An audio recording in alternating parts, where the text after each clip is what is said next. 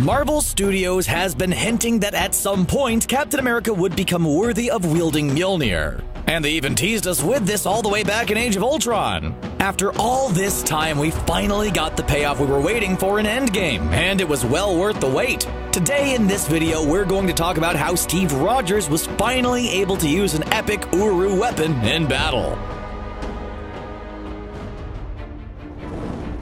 The rules of Uru metal weapons can be kind of confusing, so don't worry if you found yourself scratching your head about it. It's a god-tier material which is forged in the heart of a dying star. During Avengers Infinity War, Star-Lord asks why everyone doesn't have a magical Uru weapon, and Thor explains that few people could handle the physical or mental strain necessary to wield such a weapon.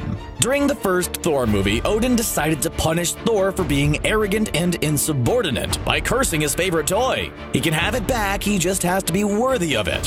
What does that even mean? No idea, but apparently Thor managed to figure it out by the end of the movie. The importance of Mjolnir's unique nature and its ability to determine worthiness was also brought up during Avengers Age of Ultron, when various heroes tried to lift it. In the end, only Vision could really wield it to any useful extent. But in the comic books, Captain America has wielded Mjolnir before, and many fans were confident this could happen at some point in the MCU.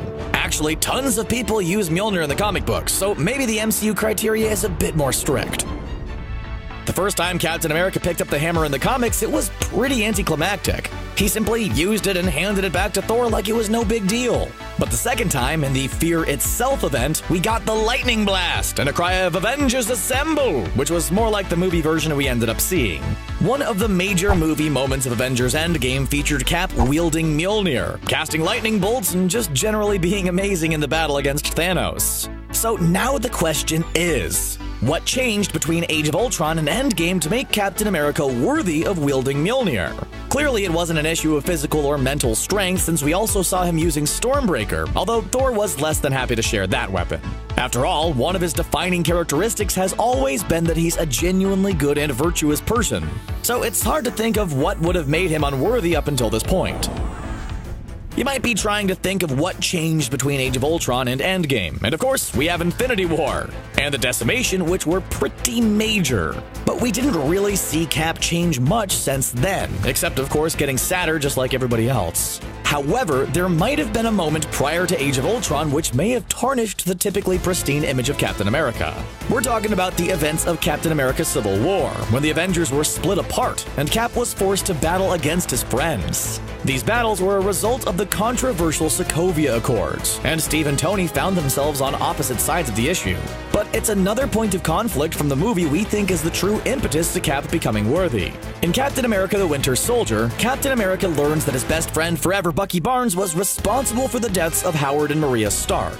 But Cap apparently felt Tony wouldn't appreciate the distinction, so he decided to keep this huge secret to himself, so it could blow up at pretty much the worst possible moment. Spoiler alert, it did not work out well for him. Instead of being honest with his friend and fellow Avenger, Cap kept this a secret. He claimed it was to protect Bucky, but it seems like there was also a selfish aspect. Nobody likes to be the bearer of bad news, especially when it involves people you care about. Keeping that kind of thing to yourself is toxic, and it's something many of us have experienced in the real world. Turns out the Super Soldier Serum makes you physically stronger, mentally sharper, but not any better at navigating awkward and uncomfortable social situations. Simply put, Steve Rogers was a bad friend to Tony Stark by keeping that a secret. It was even sadder considering during Age of Ultron, Tony confessed his worst fears to everyone, and Steve promised they would face them together. And then as Tony yelled in a fit of rage, Steve wasn't there with him when things went down during Infinity War. But later on, when undoing the decimation seems like a possibility, Tony Stark apologizes for his outburst and notes that resentment is toxic,